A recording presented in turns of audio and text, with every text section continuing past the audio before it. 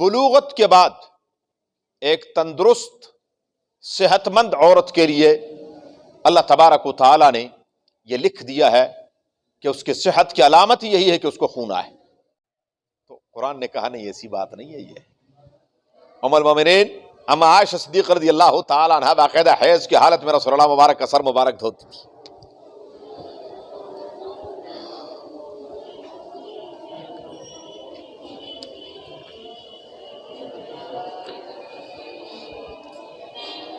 اعوذ باللہ من الشیطان الرجیم بسم اللہ الرحمن الرحیم وَيَسْأَلُونَكَ عَنِ الْمَحِيضِ قُلْ هُوَ أَذًى فَاعْتَزِلُوا النِّسَاءَ فِي الْمَحِيضِ وَلَا تَقْرَبُوهُنَّ حَتَّى يَطْهُرْنَ فَإِذَا تَطَهَّرْنَ فَأْتُوهُنَّ مِنْ حَيْثُ أَمَرَكُمُ اللَّهُ إِنَّ اللَّهَ يُحِبُّ التَّوَّابِينَ وَيُحِبُّ الْمُتَطَهِّرِينَ. نِسَاؤُكُمْ حَرْثٌ لَكُمْ فَأْتُوا حَرْثَكُمْ أَنَّا شِئْتُمْ وَقَدِّمُوا لِأَنفُسِكُمْ واتقوا الله واعلموا أنكم ملاقوه وبشر المؤمنين. ويسألونك عن المحيض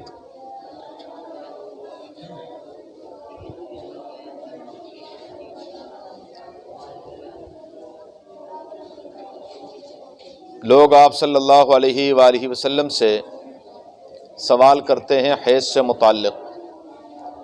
قل آپ فرما دیجئے میرے حبیب صلی اللہ علیہ وآلہ وسلم ہوا اذن وہ گندگی ہے. فاعتزلوا النساء فی المحیض پس دور رہو عورتوں سے حیض کی حالت میں. ولا تقربوہن اور ان کے قریب مت جاؤ. حتی یطہرن یہاں تک کہ وہ پاک ہو جائیں.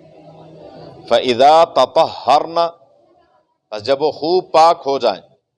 فأتوہن من حیث امرکم اللہ پس جاؤ ان کے پاس جہاں سے تمہیں اللہ تبارک و تعالی حکم دیتے ہیں. ان اللہ یحب التوابین بے شک اللہ تبارک و تعالی توبہ کرنے والوں کو پسند فرماتے ہیں. وَيُحِبُّ الْمُتَطَهِّرِينَ اور پاکی حاصل کرنے والوں کو پسند فرماتے ہیں. نساؤکم عورتیں تمہاری حرث لکم یہ تمہاری کھیتیاں ہیں. فأتوا حرثکم پس جاؤ اپنی کھیتی میں. انا شئتم جہاں سے جیسے تمہارا جی چاہے. وقدموا لانفسکم اور بھیجو اپنے لیے آگے. واتقوا اللہ اور اللہ سے ڈرتے رہو. وَاعْلَمُوا اور خوب جان لو انکم ملاقوہ کہ بے شک تم اس سے ملاقات کرنے والے ہو. وَبَشِّرِ الْمُؤْمِنِينَ اور خوشخبری ہے ایمان والوں کے لیے. وَيَسْأَلُونَكَ عَنِ الْمَحِيضِ سورہ بقرہ کی آیت نمبر 122 اور 123 ہیں.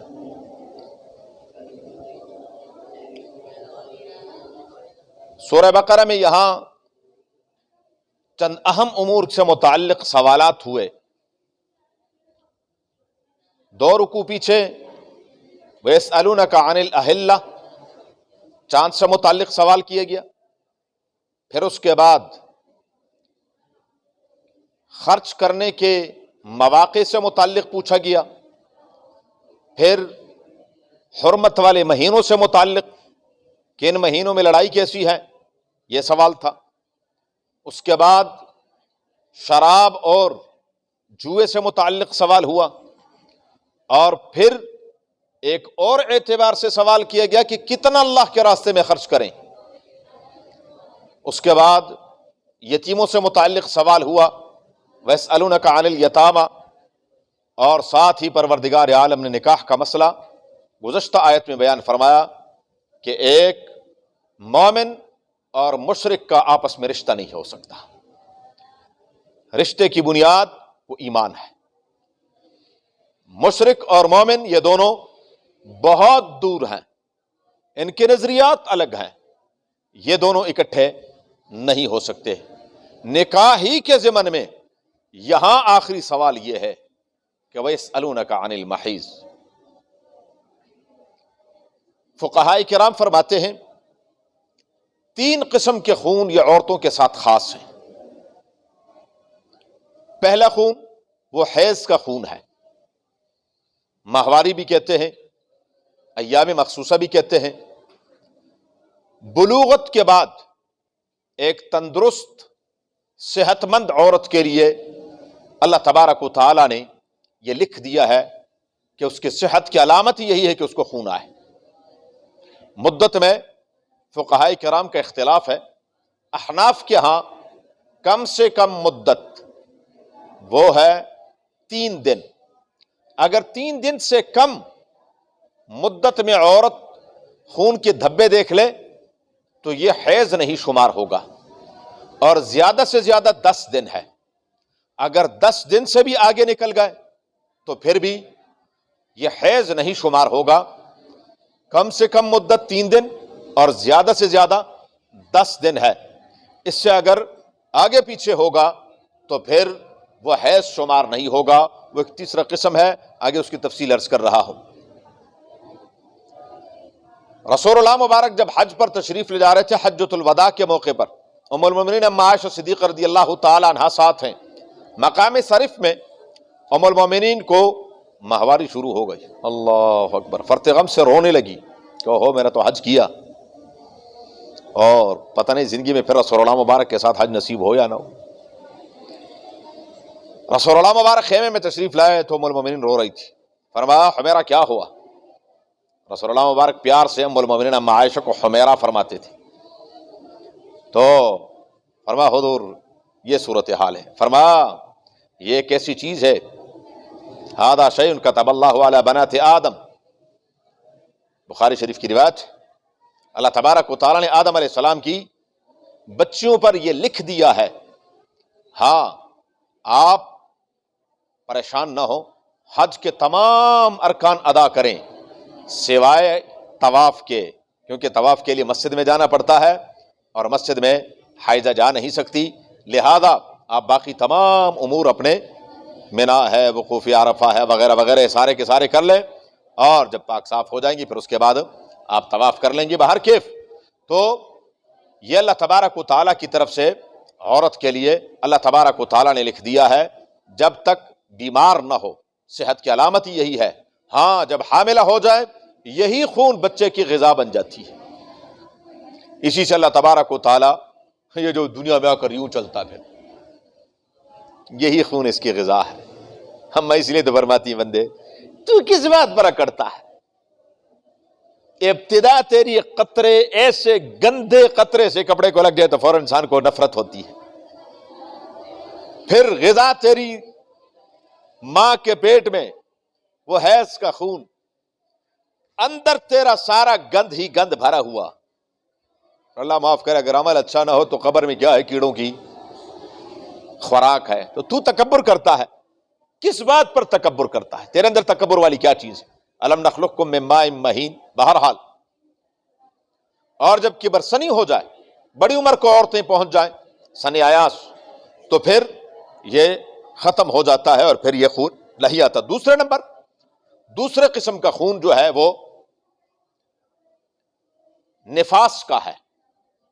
بچے کی ولادت کے بعد یہ 40 دن تقریباً کم و بیش، بعض عورتوں کو 30، بعض کو 25، بعض کو 35، بعض یہ اپنی اپنی عادتیں ہوتی ہیں. زیادہ سے زیادہ مدت اس کی جو ہے وہ 40 دن ہے. ان دونوں کا حکم ایک ہے. ان دونوں حالتوں میں عورت جو ہے وہ نماز نہیں پڑھے گی، نماز معاف ہے. البتہ اگر رمضان کا مہینہ ہے تو پھر روزے کی قضا کرے گی. روزوں کی قضا باقاعدہ ہے. ہاں روزوں کی قضا ہوگی، لیکن نماز چونکہ اللہ تبارک و تعالیٰ نے آسانی فرما دی، کیونکہ ہر مہینے ہے ہر مہینے اگر 10 دن کی نمازیں قضا کرتی رہیں تو معاملہ اللہ نے کتنے آسانی فرمائے، نمازیں معاف فرما دی. اور چونکہ رمضان کا مہینہ کیا ہے، سال میں ایک مرتبہ آتا ہے تو اس کی قضا ہے. باقی فرمایا کہ ان کے قریب مت جاؤ ان دونوں حالتوں میں. تیسرا قسم کا خون جو ہے اس کو استحاضہ کہتے ہیں.